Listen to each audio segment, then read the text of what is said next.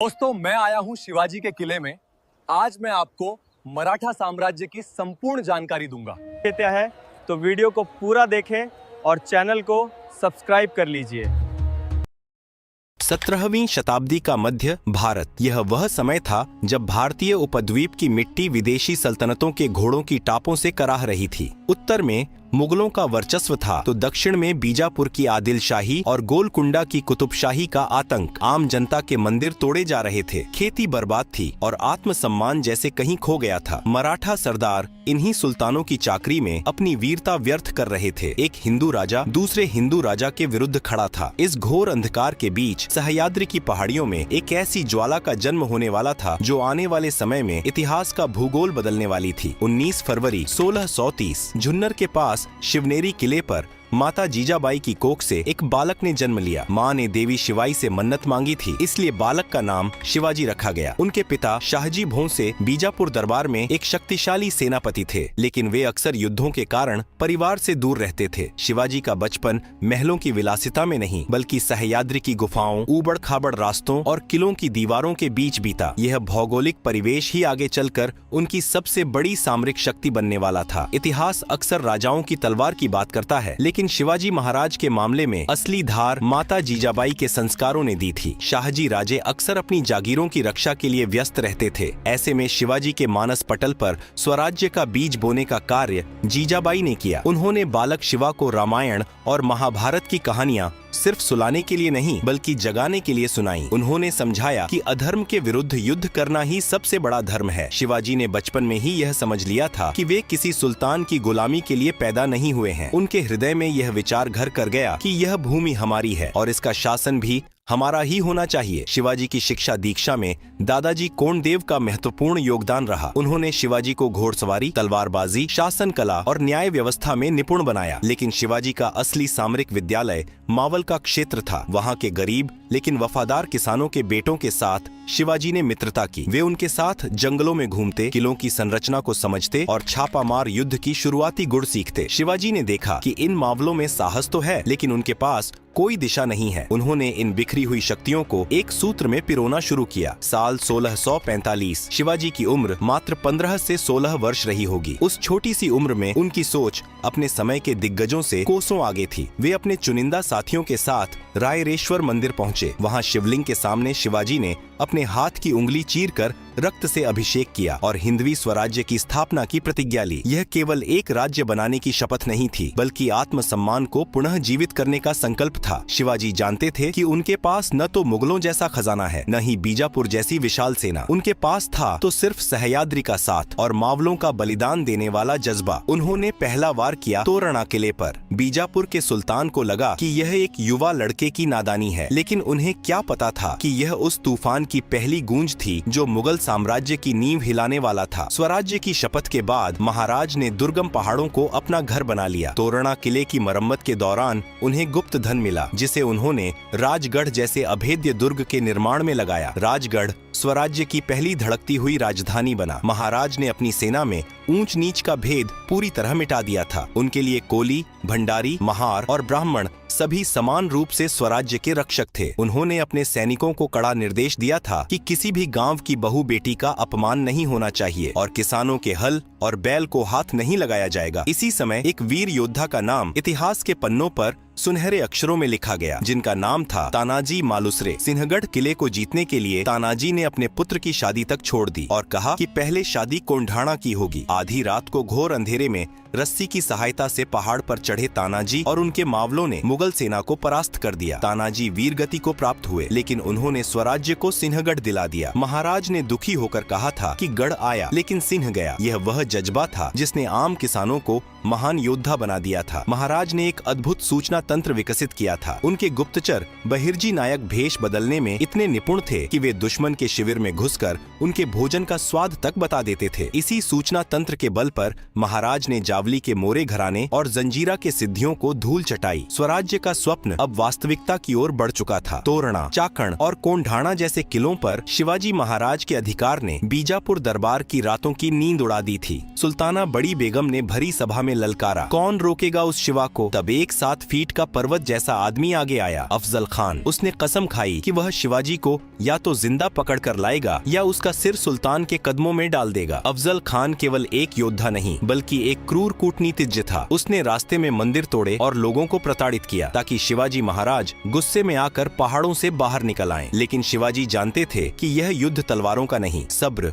और रणनीति का है। 10 नवंबर 1659 प्रतापगढ़ की तलहटी में एक शामियाना सजाया गया। अफजल खान को लगा कि शिवाजी डर गए हैं, लेकिन शिवाजी महाराज अपनी सुरक्षा के लिए तैयार थे। उन्होंने कपड़ों के नीचे चिलखत पहना था और हाथों में वाघनक छिपा रखे थे। जैसे ही अफजल खान ने उन्हें गले लगाने के बहाने अपनी मजबूत भुजाओं में जकड़कर खंजर से वार किया, वह खंजर शिवाजी के कवच से टकराकर रह गया। अगले ही पल महाराज ने अफजल का पेट फाड़ दिया। यह केवल एक वध नहीं था, यह दुनिया को संदेश था कि स्वराज्य की नींव को हिलाना नामुमकिन है। बीजापुर के बाद अब बारी दुनिया की सबसे बड़ी ताकत मुगल साम्राज्य की थी। औरंगजेब ने अपने मामा शाइस्ता खान को 1.5 लाख की सेना के साथ पुणे भेजा। शाइस्ता खान ने शिवाजी महाराज के बचपन के घर लाल महल पर कब्जा कर लिया। महाराज ने एक अद्भुत दुस्साहस दिखाया। उन्होंने शादी की टोली के भेष में अपने चुनिंदा 400 सैनिकों के साथ रात के अंधेरे में लाल महल पर हमला कर दिया। शाइस्ता खान जान बचाकर खिड़की से कूदा, लेकिन महाराज की तलवार ने उसके हाथ की 3 उंगलियां काट दी। मुगलों की इतनी बड़ी सेना के बीच घुसकर उनके सेनापति को घायल करना और सुरक्षित बाहर निकल आना किसी चमत्कार से कम नहीं था। इतिहास का सबसे बड़ा मोड़ तब आया जब 1666 में मिर्जा राजा जयसिंह के साथ हुई पुरंदर की संधि के बाद शिवाजी महाराज आगरा के मुगल दरबार पहुंचे। औरंगजेब ने उन्हें तीसरी पंक्ति के मनसबदारों के पीछे खड़ा करके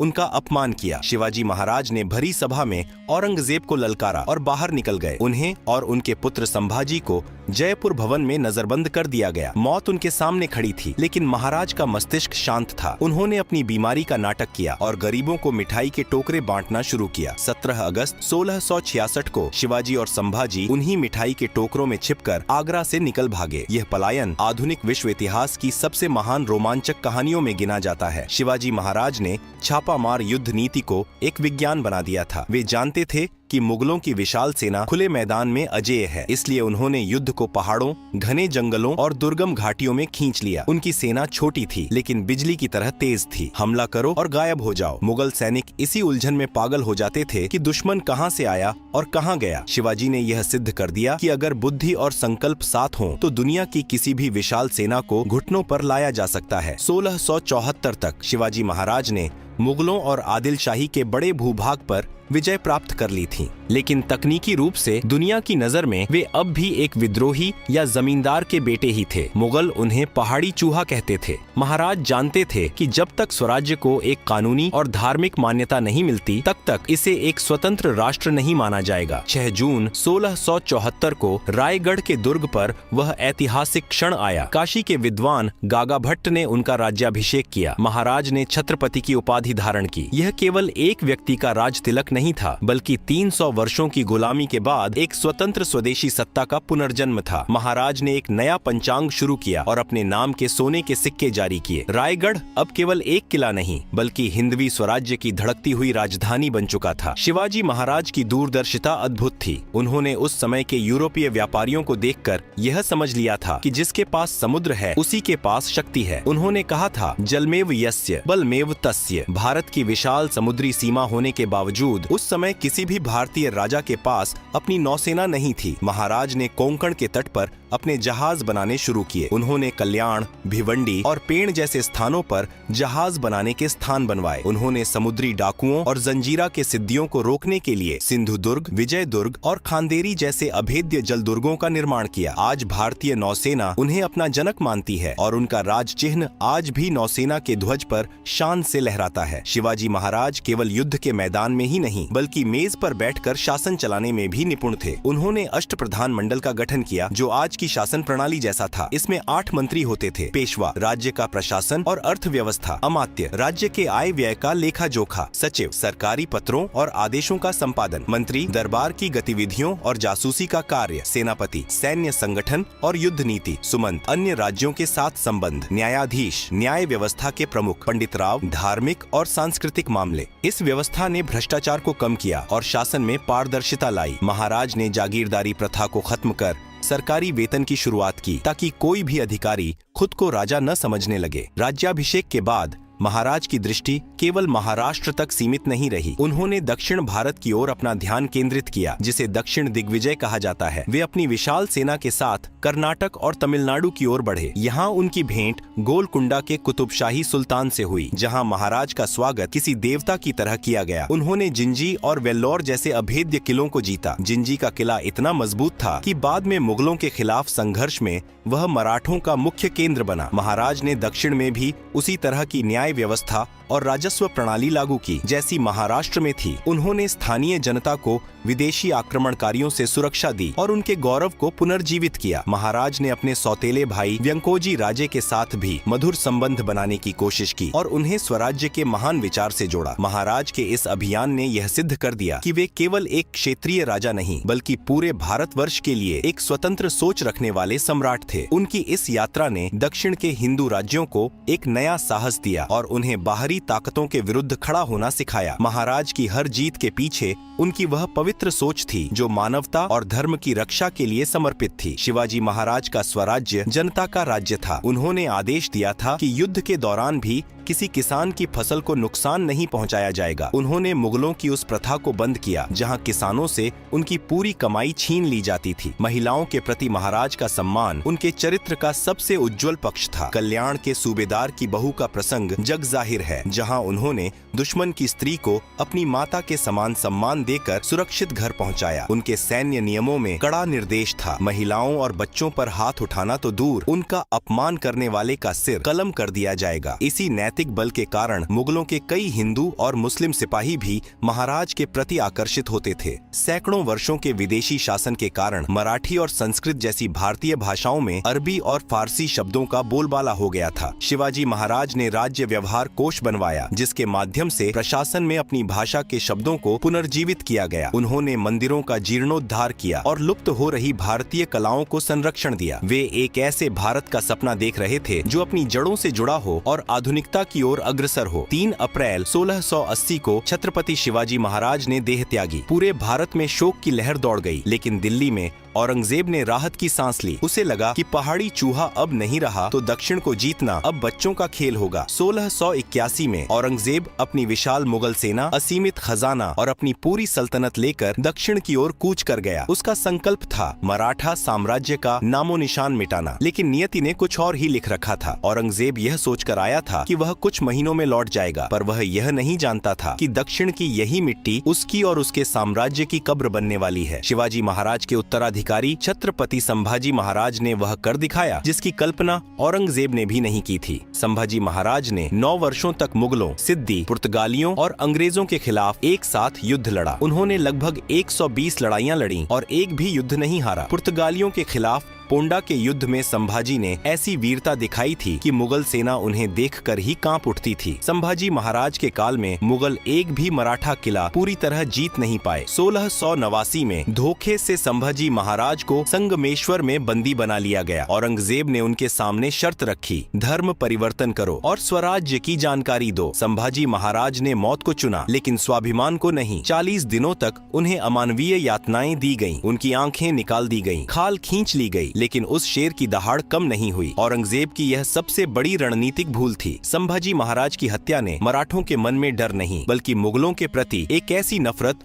और प्रतिशोध की ज्वाला भर दी कि स्वराज्य अब राजा का युद्ध न रहकर जनता का युद्ध बन गया। संभाजी के बाद छत्रपति राजाराम और उनके बाद उनकी पत्नी महारानी ताराबाई ने स्वराज्य की कमान संभाली। ताराबाई की सामरिक सूझबूझ ने मुगलों को पस्त कर दिया। उन्होंने औरंगजेब की आर्थिक घेराबंदी की नीति को उसी पर उलट दिया। मराठे अब केवल किलों की रक्षा नहीं कर रहे थे, बल्कि मुगलों के कब्जे वाले इलाकों पर हमला कर उनकी रसद काट रहे थे। औरंगजेब बूढ़ा हो चुका था, उसका खजाना खाली हो रहा था और उसकी सेना का मनोबल टूट चुका था। वह मराठों को जितना कुचलता, वे उतने ही वेग से उभरते। 1707 का साल, अहमदनगर के शिविर में 88 वर्षीय औरंगजेब अपनी अंतिम सांसें ले रहा था। उसकी आंखों के सामने उसका वह सपना टूट रहा था जिसके लिए उसने 27 साल जंगलों और टेंटों में बिता दिए थे। वह जिस मराठा शक्ति को मिटाने आया था, वही अब दिल्ली की ओर कूच करने की तैयारी कर रही थी। औरंगजेब की मृत्यु के साथ ही मुगल साम्राज्य का पतन शुरू हो गया। शिवाजी महाराज ने जो बीज बोया था, वह अब एक विशाल वटवृक्ष बन चुका था। आने वाले दशकों में पेशवाओं के नेतृत्व में मराठा ध्वज कटक से अटक तक लहराया। छत्रपति शिवाजी महाराज की विरासत केवल किलों और नक्शों तक सीमित नहीं है, वह आज भी हर भारतीय के आत्मसम्मान में जीवित है। लोकमान्य तिलक ने स्वराज्य की भावना जगाने के लिए शिव जयंती का उत्सव शुरू किया। नेताजी सुभाष चंद्र बोस और वीर सावरकर जैसे क्रांतिकारियों के लिए महाराज एक प्रेरणा पुंज थे। शिवाजी महाराज ने सिखाया कि संसाधन कम हो तो भी इच्छा शक्ति से भूगोल बदला जा सकता है। उन्होंने सिखाया कि न्यायप्रियता ही शासन का असली आधार है। आज जब हम भारतीय नौसेना के जहाजों को देखते हैं या अपनी सैन्य रणनीतियों पर चर्चा करते हैं तो कहीं न कहीं उस सह्याद्री के शेर की परछाई जरूर दिखती है। हिंदवी स्वराज्य एक राज्य नहीं बल्कि एक विचार है जो अजेय था, अजेय है और अजेय रहेगा। शिवाजी महाराज और उनके उत्तराधिकारियों की यह कहानी हमें याद दिलाती है कि इतिहास उन लोगों का नहीं होता जो केवल बड़ी सेनाएं रखते हैं, बल्कि उनका होता है जिनके पास एक बड़ा संकल्प और अपनी मिट्टी के प्रति अथाह प्रेम होता है। जय भवानी, जय शिवाजी।